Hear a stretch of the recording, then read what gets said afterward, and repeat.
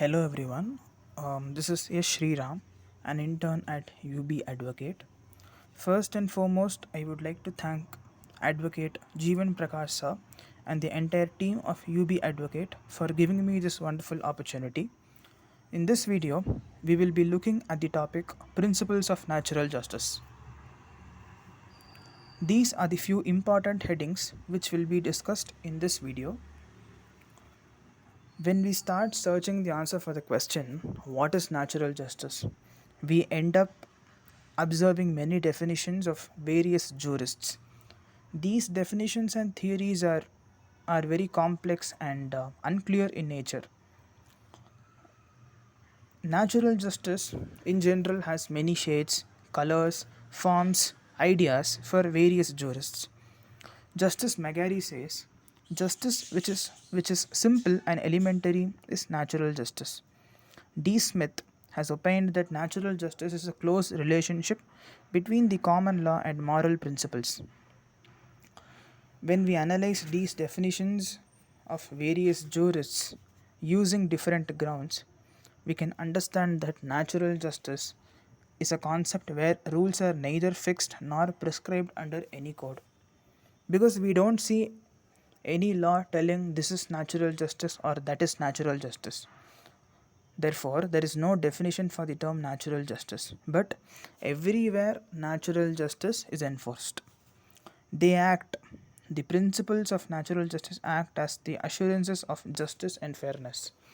In AK Kripak versus Union of India, it was held that application of natural justice invariably exists, that is, it always exists. In the Olga Tellis case, it was observed that whenever any order or any law is passed without complying with the principles of natural justice, it will be invalid.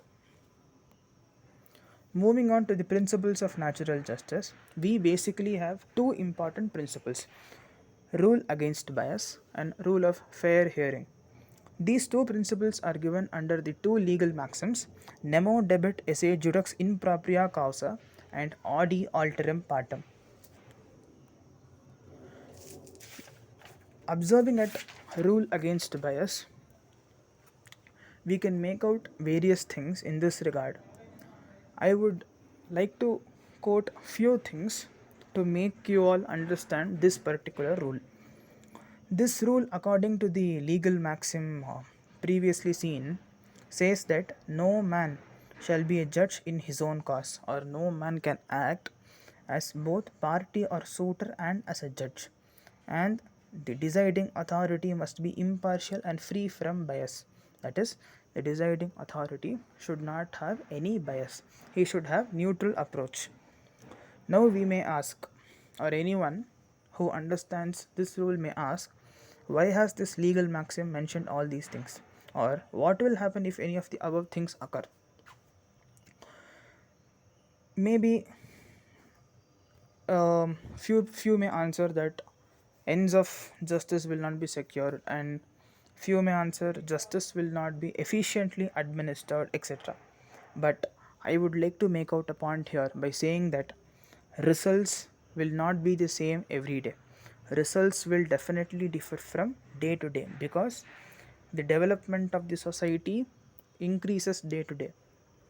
Every day the society develops, so every day the results will differ.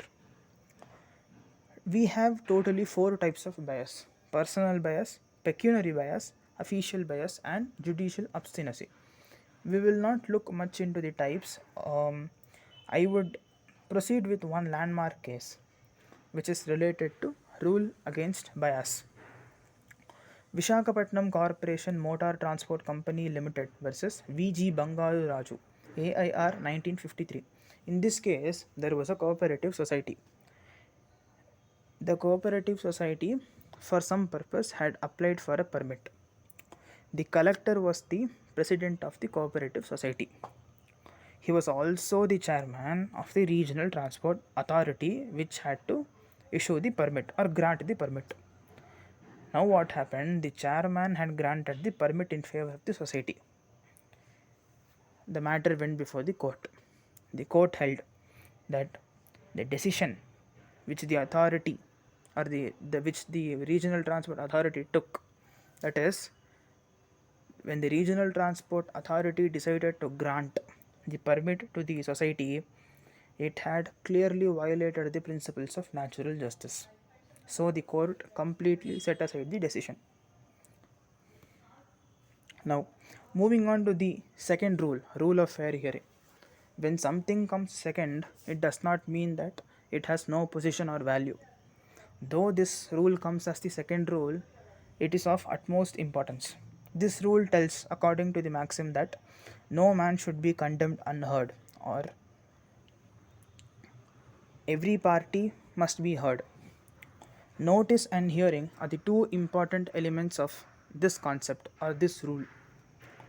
One important case, the landmark leading case for this rule, is State of Orissa versus Binapani Dai, AIR 1967.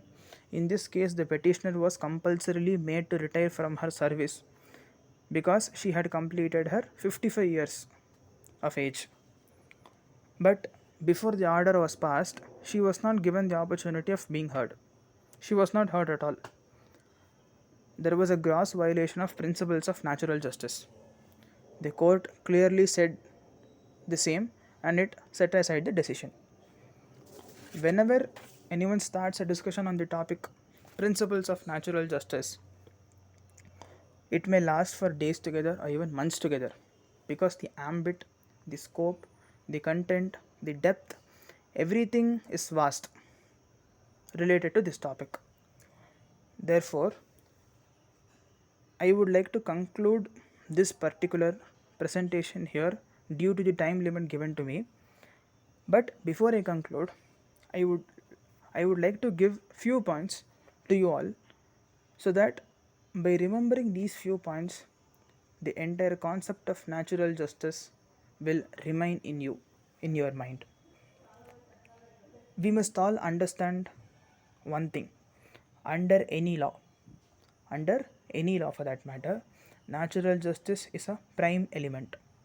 They live as the basic values which a man has always cherished. When every person from the public fraternity cherish these principles, they in turn will definitely serve the public interest. They will definitely serve the public interest.